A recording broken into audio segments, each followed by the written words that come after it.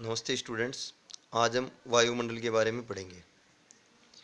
हमारी पृथ्वी के चारों ओर कई प्रकार की गैसों का आवरण पाया जाता है, जिसे हम वायुमंडल कहते हैं। यानी हमारी पृथ्वी के चारों ओर कई प्रकार की गैसें पाई जाती है। गैसों का एक घेरा बना हुआ है, जिसे हम वायुमंडल कहते हैं। इसमें ऑक्सीजन, कार्बन डाइऑक्साइड, नाइट्रोजन, ऐसी बहुत सारी गैसें पाई जाती है। अब वायुमंडल है वो हमारे लिए किस प्रकार उपयोगी है। तो पृथ्वी के सभी जीव जो है वो श्वसन के लिए वायुमंडल पर निर्भर रहते हैं।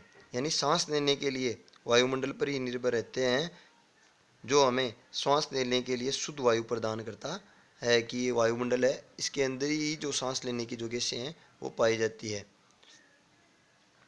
वायुमंडल सूर्य से आने वाली दैनिक गर्मी व रात में पड़ने वाली ठंड से भी हमारी रक्षा करता है।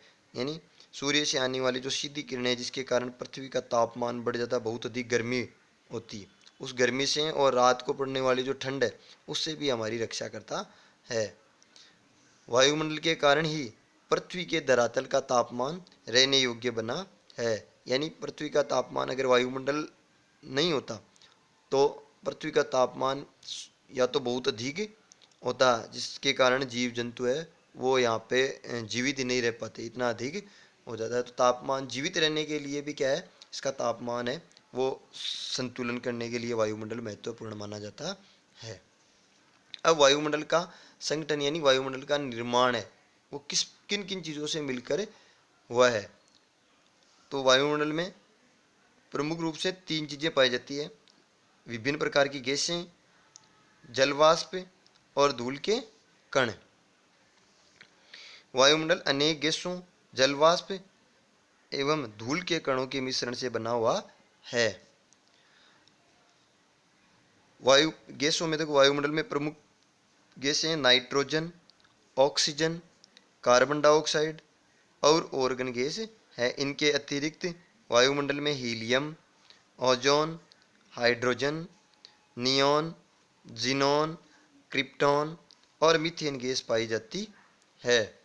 अब ये गैस है, ये जीवों द्वारा जो छोड़ी गई कार्बन डाइऑक्साइड है, क्योंकि जीव है वो ऑक्सीजन गैस सांस लेने के लिए अंदर लेते हैं और बदले में कार्बन डाइऑक्साइड गैस बाहर छोड़ते हैं।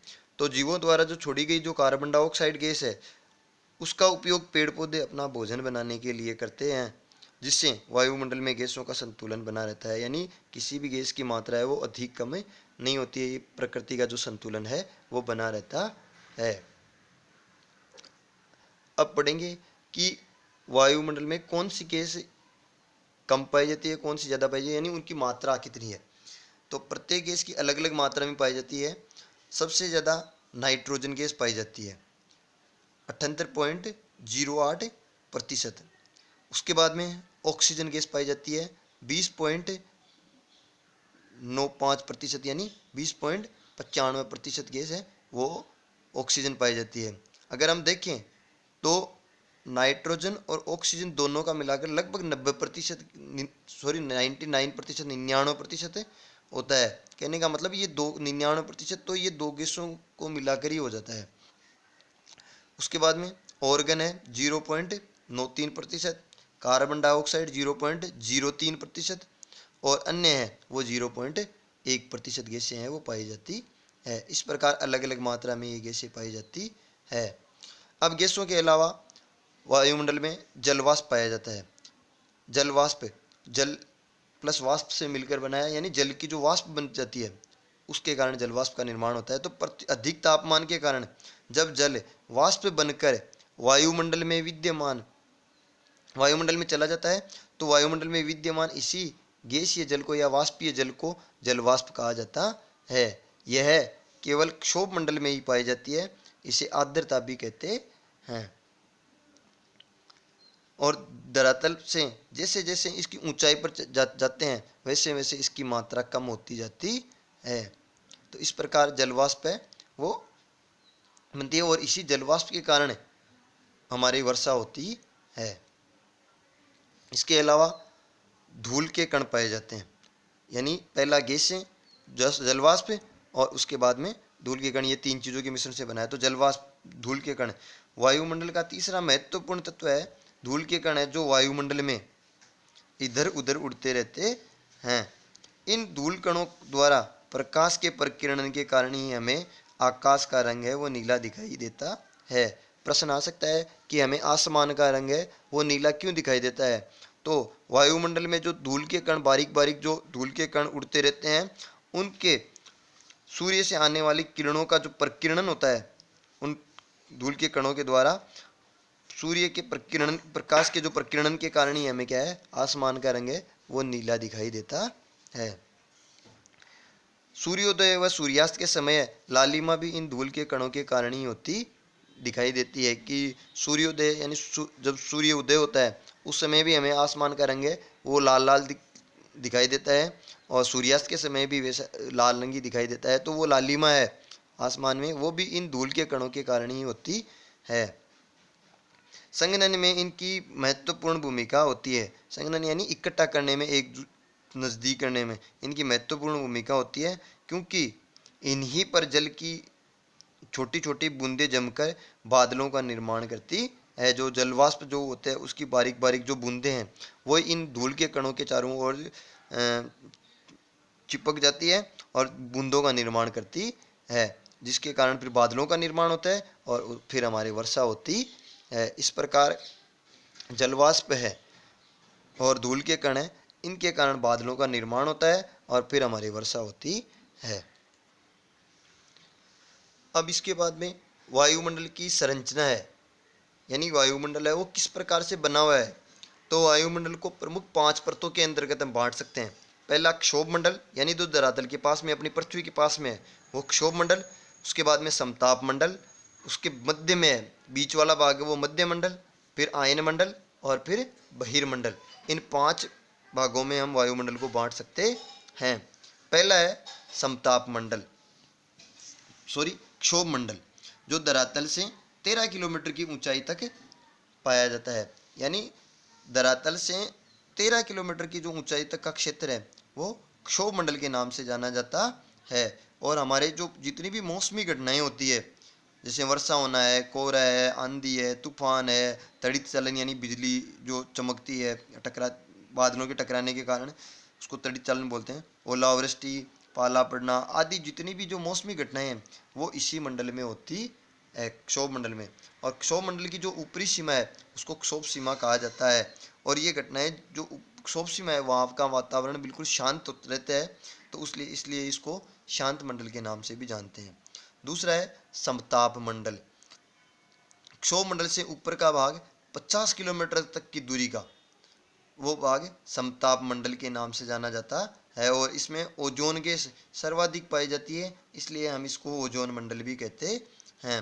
अब समताप मंडल, सम प्लस ताप यानी तापमान है वो वहाँ पे समान रहता है। तो तापमान समान रहने के कारण जो वायुयान वगैरह है वो इसी मंडल में उड़ते हैं। और मौसमी घटनाएं भी यहाँ पे घटित नहीं होती है, क्योंकि मौसमी घटनाएं हैं वो सारी की सारी क्षोभ मंडल में घटित होती है। इसलिए तापमान समान रहने के रहता है और मौसमी घटनाएं भी यहाँ घटित नहीं होती है। वायुयान भी इसी मंडल में चलते हैं। और ओजोन गैस सर्वाधिक पाई जाती है, इसलिए ओजोन मंडल कहा जाता है।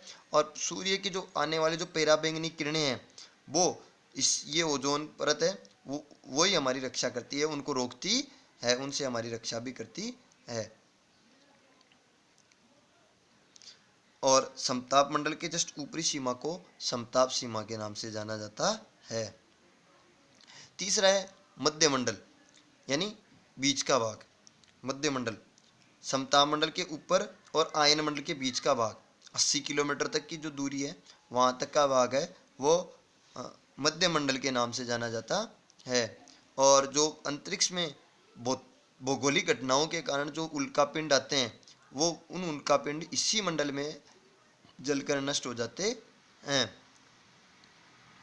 तो मध्य मंडल उल्कापिंडों से हमारी रक्षा करता है। फिर है चौथा है आयन मंडल। 80 किलोमीटर से लेकर 400 किलोमीटर तक की जो दूरी है, जो भाग है वो आयन मंडल के नाम से जाना जाता है। पृथ्वी से प्रसारित होने वाली जो रेडियो संचार तरंगे हैं वो इसी परत में परावर्तित होकर पुनः पृथ्वी पर लौटती है। यानी जो कृत्रिम जो उपग्रह है स्थित हैं और जो संचार के जो साधन जो जो रेडियो तरंगे हैं, जो दूरदर्शन के लिए या टीवी में जो काम आने वाली जो तरंगे हैं, परावर्तित होकर वो इसी परत में जाकर पुनः परावर्तित होकर पृथ्वी पर वापस आती है। और इसके ऊपर का भाग है वो बहिर्मंडल, यानी सबसे ऊपरी भाग है, उसको हम बहिर्मंडल के नाम से जानते हैं।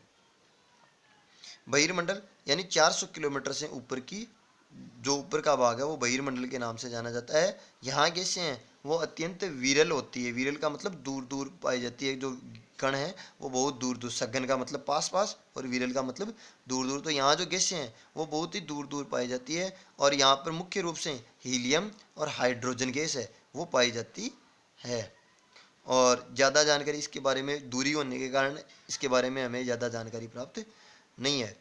इस प्रकार हमने पढ़ा कि वायुमंडल की संरचना है वो किस प्रकार होती है। इसमें 5 भागों में विभाजित किया गया है। पहला क्षोभ मंडल, समताप मंडल, मध्य मंडल, आयन मंडल और बहिर्मंडल। इस प्रकार 5 परतों में विभाजित किया गया है। पांचों के बारे में हमने समझा। क्वेश्चन आ सकता है कि वायुमंडल की संरचना है वो किस प्रकार होती है, वर्णन कीजिए।